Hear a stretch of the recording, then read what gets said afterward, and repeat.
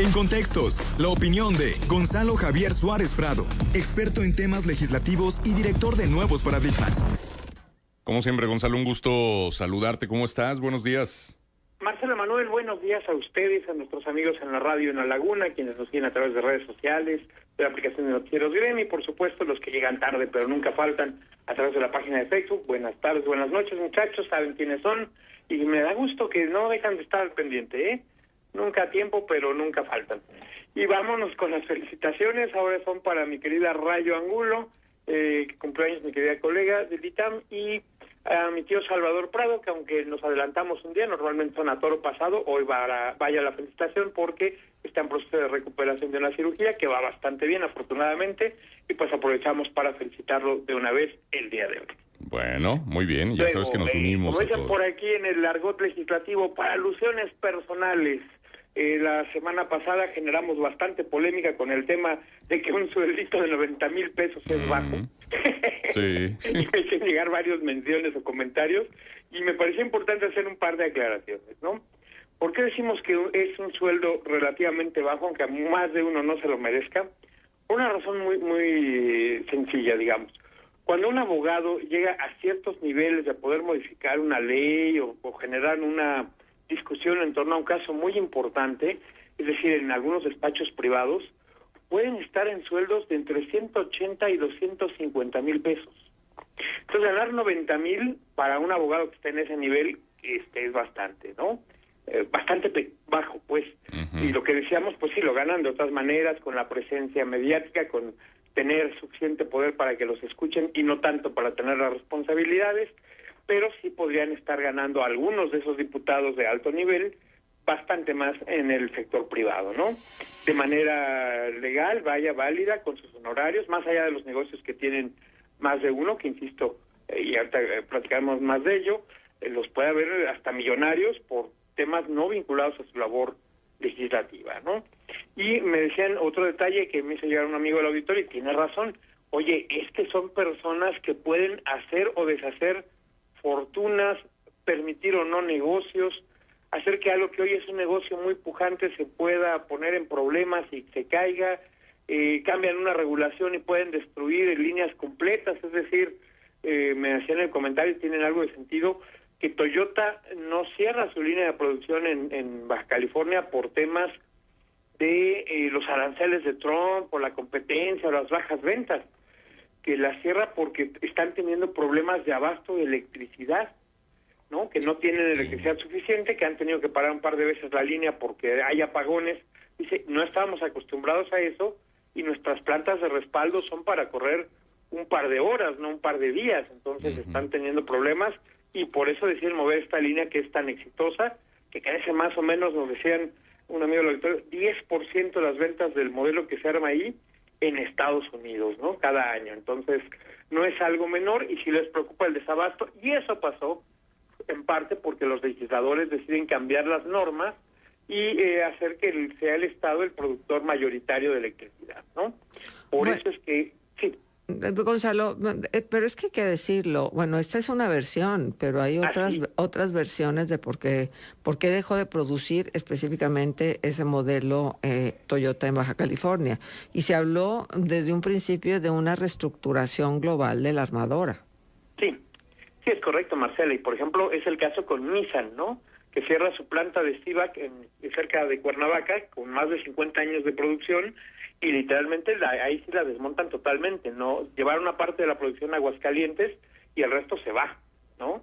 Acá pues son reubicación y dicen que podrán traer otros modelos que tengan menos requerimientos de consumo y de continuidad en la producción, ¿no? Es decir, que trabajen un turno y no 3, por ejemplo, ¿no?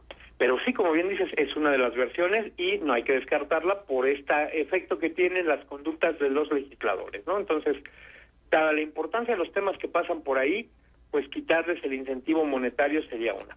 Y la otra observación que me hicieron llegar, que también me pareció como muy sensata, dice, mira, cuando tú contratas a un headhunter para que te busque un ejecutivo de alto nivel, típicamente le pagas 3 meses del sueldo de la persona. Entonces, si ganan 100,000 pesos, pues el proceso de encontrarlo, entrevistarlo, aceptarlo, contratarlo, le cuesta a la empresa 300,000 pesos, ¿no? Para un ejecutivo de ese rango. ¿Y por qué? Porque no es solo buscar entre los desempleados quién está, quién quiere la chamba, quién tiene la formación, sino típicamente un headhunter, y por eso el nombre de cazadores de cabeza, ¿no? Es porque buscan a alguien que ya tiene un trabajo en el sector, en otra empresa, y hay que contactarlo de manera así como subrepticia, calladitos, ¿no?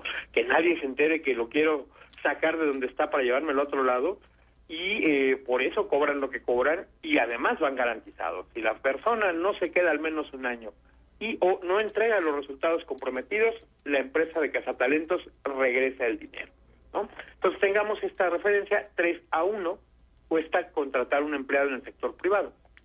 Pero ¿cuánto nos cuesta contratar un diputado? Pues los topes de campaña, que andan por ahí de unos 3 millones de pesos para diputados, pero que serán personas que ganarán 90,000 pesos al mes, ¿no? Es decir, menos de 1,000,000 de pesos al año, y en lugar de gastarnos 3 meses de su sueldo en contratarlos, como sería en una privada, te gastas 10 veces eso, ¿no? 3 millones en lugar de, 3 millones en lugar de 3, vas a pagar por 3 años en lugar de por 3 meses de su ingreso, ¿no? Pero agrégale, Marcela, Manuel, que le pagas a los otros candidatos que querías para el puesto y que no contrataste. Es decir, los 6 o 7 candidatos de los otros partidos pues reciben la misma cantidad para la campaña, ¿no? Y cuando volteas a ver, pues resulta que te gastaste 10 años de la plaza en contratar a una persona, lo cual es bastante absurdo, ¿no? Bueno, pues es la diferencia entre trabajar en política y trabajar en una empresa privada, y por eso tienen costos y relaciones tan diferentes. Entonces, pues veámoslo así, puede ser bastante, sin duda lo es.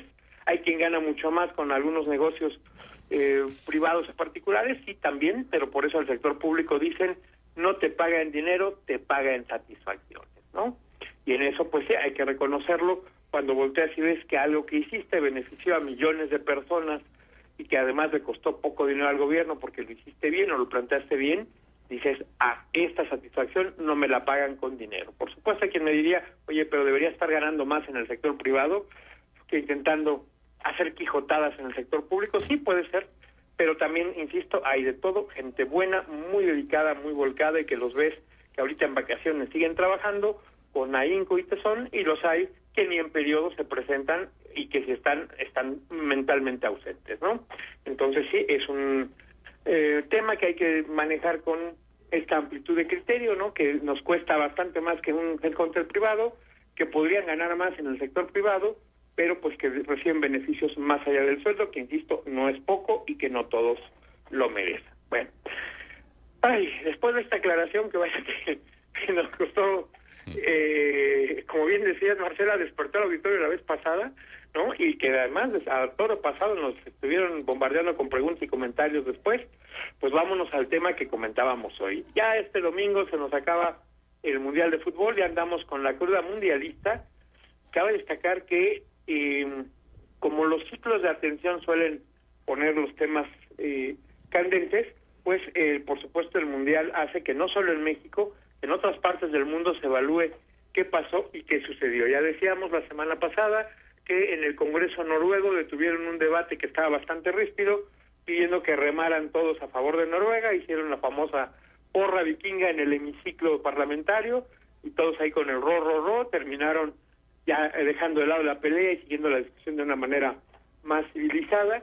Tal vez el caso más notable de este ciclo mundialista es lo que sucedió en Corea, donde el presidente Lee Jae-myung ordenó una investigación gubernamental a través del Ministerio de Cultura, Deportes y Turismo para encontrar por qué fallaron, en dónde estuvo el liderazgo y el personal, combatir los favoritismos, porque asumen que más de uno llegó porque tenía palancas y no porque hubiera ganado su lugar, y pidieron una reforma a la administración del deporte, incluyendo a su federación de fútbol. Ya corrieron a su entrenador y hay presión para que todo el esfuerzo deportivo, particularmente en fútbol de alto rendimiento, que incluya algún tipo de fondos públicos, rinda cuentas y dé resultados más adecuados. Es como el más grave. En Paraguay y en Noruega hubo muchas acciones de honor a sus parlamentarios. Ya decíamos que en Noruega el propio rey recibió a la selección con un gran remeo internacional. Por supuesto, vimos imágenes del rey de España con su familia festejando los 2 goles que los llevarán a la final mundialista. Se comenta también que en Argentina hay 2 grandes capas, la que dice que es un logro más de Milei, lo cual no necesariamente es cierto, y la que dice que es el único logro de Milei, ¿no? Que quieren estarlos con el fútbol y que no se vale, que la inflación y los demás problemas siguen graves, pero bueno, presumir una segunda estrella consecutiva no es algo para cualquiera y por lo mismo el debate polémico está por allá. Acá en México el Congreso de la Unión pues emitió reconocimientos y homenajes a la Selección Nacional por el desempeño, ¿no? No hay mayor reforma legislativa en este momento para el tema, sin embargo pues sí se planteó en 2023 a raíz del ciclo olímpico pues una serie de reformas a la Ley General de Cultura Física y Deporte pidiendo fortalecer el deporte de alto rendimiento y pues bueno, entre otros temas que aquí nos han preocupado en el tema deportivo son reformas en noviembre del año pasado para combatir la violencia en el deporte, que le pide a la CONADE poder emitir lineamientos y criterios para protocolos preventivos y de atención. Recordemos muy concretamente acá en Coahuila, un diputado local que buscó su reelección y la perdió, el buen Antonio Atolini, que hizo una primera propuesta tras el caso aquel de violencia fuera de un estadio, que pidió medidas para regular ventas de cervezas, en fin. Son temas que van tomando interés público repentinamente, pero pues no olvidemos que nuestros legisladores están en este medio gas, ¿no? De trabajar poquito, pero suficiente, y nada más para darnos una idea, en la sesión de ayer tuvieron más de 100 presentaciones de iniciativas y puntos de acuerdo. Deseamos este año previo a las elecciones donde más se trabaja en las cámaras porque ya saben qué y cómo hacerlo y porque pues saben que hay que preparar la elección que les ocupará muy fuerte después del próximo presupuesto de noviembre-diciembre. Todo el siguiente semestre será para hacer más trabajo político en territorio, buscando ya sea su reelección de ellos o de su partido que los postule. Claro. Oye, Gonzalo, pero sin duda alguna una parte fundamental va a ser el cabildeo para los presupuestos de los estados integrados al presupuesto, al proyecto de ley de ingresos y egresos que presenten los diputados. Y eso no se negocia un mes antes, ¿no? Sino empieza ya el cabildeo. Sí, ese ya está, pero hay algo importante, Marcela, que yo creo que es una de las cambios culturales más importantes que sí hay que acreditarle a la Cuarta Transformación, particularmente al presidente anterior, que le hizo ver a los legisladores y sobre todo a los gobiernos estatales y municipales que solo hay un Santa Claus y no hay Reyes Magos, ¿eh? Hoy se le va a cabildear básicamente a Hacienda. Diputados y senadores le pueden mover muy poco a los presupuestos, es decir, el cabildeo no va por ahí. Sí siguen teniendo peso, pero ya es bastante menor, y te lo comentaba en alguna ocasión en un año anterior. En 2018 recibieron cerca de 10,000 peticiones de cambios de asignación de presupuesto, de modificaciones, de fondeo de proyectos, y la fila en diputados era una cosa tremenda. Para 2019 recibieron un poco menos de 500.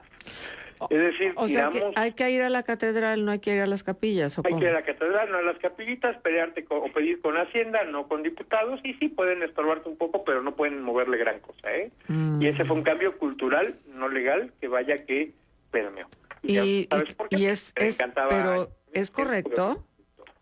No, formalmente la división de poderes, y ayer escuchaba justamente un audio de Muñoz Ledo, cuando en la toma de protesta o más bien el inicio de sesiones y el informe presidencial del 97, le dijo a Zedillo que bueno, ya se había acabado el periodo en que presidencia o un poder podía supeditar a los demás, y que esperaba, y recordemos en ese año ya era primera vez que la mayoría opositora conducía la Cámara de Diputados, que había acabado ya con la mayoría simple del PRI, y le dijeron a Zedillo, pues ahora va a requerir de nosotros y esperemos que este cambio quede para siempre.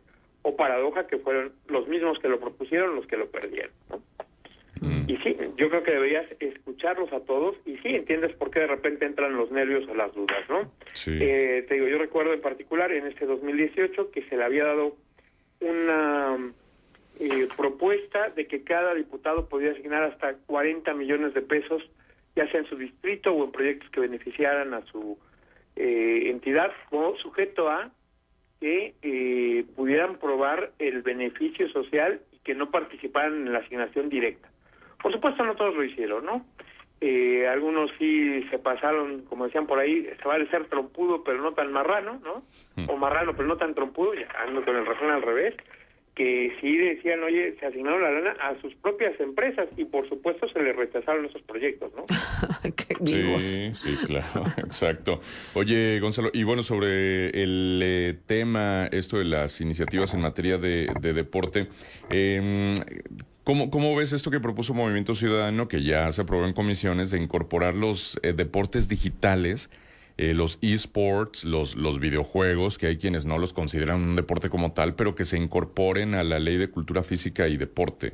O sea, porque ya avanzó en comisiones. ¿Cómo ves esto?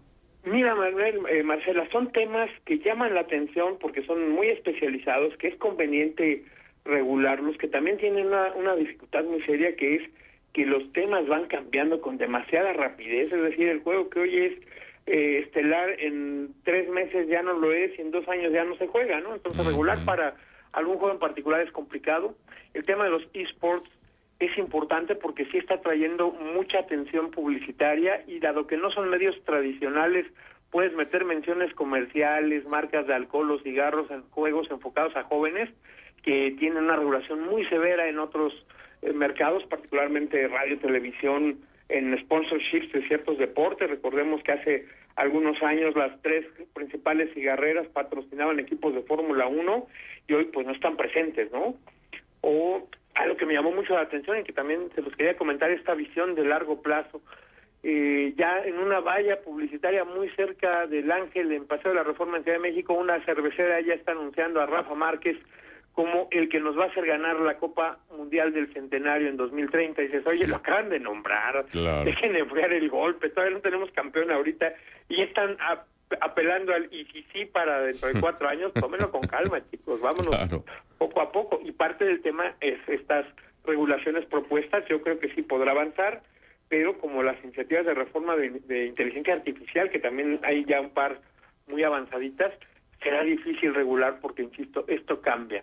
En ese sentido, en los modelos de tipo de precedentes, como en Estados Unidos, en Inglaterra, donde un caso los vas acumulando y son los que van generando normas que luego se formalizan, pues en los casos de código como el caso mexicano o todos los países de televisión latina por los códigos napoleónicos y el derecho romano, pues primero haces la ley y luego ves cómo la aplicas, ¿no? Y el problema a veces es que va cambiando mucho más rápido la tecnología de lo que puedes hacer con esto. Y sin olvidar, Manuel, el grave caso que ya tenemos de leyes hechas con inteligencia artificial, que hasta al copiar y pegar lo hacen mal y dejan el ¿quieres saber más de esto o quieres cambiar algún punto en los párrafos de ley? Sí, qué cosas. No, de verdad es una pifia terrible eso. Seguro dejan también los iconitos, el arbolito o la pistolita. Sí, exacto. Exactamente, sí. Yo recuerdo que a unos compañeros de la secundaria les pasó hacer un copy-paste del Encarta, de la enciclopedia Encarta, esa que cambiabas el CD por otro cuando el artículo estaba en el segundo, que entregaron un trabajo con copy-paste y al final era el ver más, accede a otro artículo. Pero eso en la secundaria puede ocurrir, no en el Congreso, cara. No, te cuento rápidamente una del año 2000 que estaba dando clases en la Escuela de Periodismo Carlos Septién y los muchachos empezaban a usar el Internet para documentar sus casos. Y se les pidió que generaran un reporte de alguna empresa que cotizara en bolsa, ¿no? Como para hacer una nota, un ejercicio de la clase esta de economía que les dábamos a los muchachos. Y algunos copiaron y pegaron literalmente páginas de las empresas sin siquiera leer, porque había uno que tenía una planta en el Estado mexicano de Quere-Taro. Ni siquiera borraron el guión ni el espacio, ¿no? Y dice, oye, por lo menos ve lo que estás pegando. Claro. Yo creo que sí le pedí que se retirara del salón, que se fuera a cumplir su tarea profesional y no se quedara, porque justamente en la página de la empresa decía en primera persona que ellos cuidaban la calidad de sus productos personalmente, uno por uno, con mucho cuidado, en una fábrica de preservativos. Ya, maestro, hasta aquí vete a trabajar porque nadie quiere más chamacos, ¿no? Entonces dices, oigan, chicos, hay que hacerlo, pero con cuidado, ¿no? Claro. Y nos tocó a ver, decíamos la vez pasada que hay colaboradores que quedan de una legislatura a otra, que son empleados de la Cámara, que alguno le mandaba una iniciativa de ley al mes a su diputado con ánimo de quedar muy bien, hasta que le cachamos que incluía, que eran iniciativas que había presentado en la legislatura pasada y se habían dejado, y que en algunas hasta olvidó cambiar el nombre del diputado promovente. O sea, era para otro partido y otro diputado, las copió y pegó tal cual, que se le fueron ese tipo de detalles. Le decías, oye, ya no nos mandes refritos, ¿no? Por lo menos prepáralas desde cero. En fin, es parte de lo que se pasa en estos líderes legislativos. Y pues sí, Manuel, Marcela, vamos a ver si los dos equipos que llegaron a la final sin mucha garra, no fueron los que más bonito jugaron, pero bueno, son los que metieron más goles. Si nos declaran, y me sugería ahí algún amigo, oye, pues era el estilo de la 4T, el partido del sábado al que gane lo declaramos campeón legítimo. A ver si es cierto. Pues el tercer lugar es el campeón, porque los que llegaron a la final no nos gustan. Sí, de acuerdo. Muy bien, Gonzalo. Déjanos punto de contacto, por favor. Marcela Manuel, estamos disponibles en la red X como @GJSwap y en la página gonzalosuárez.com. Perfecto. Un abrazo, Gonzalo, como siempre. Nos hablamos el jueves. Saludos. Hecho, el maestro Gonzalo Javier Suárez Prado, experto en temas legislativos, director general de Nuevos Paradigmas, desde la Ciudad de México, como cada jueves en esta colaboración suya aquí en Contextos. Vamos a la pausa, 8:26, 22 grados. Regresamos enseguida.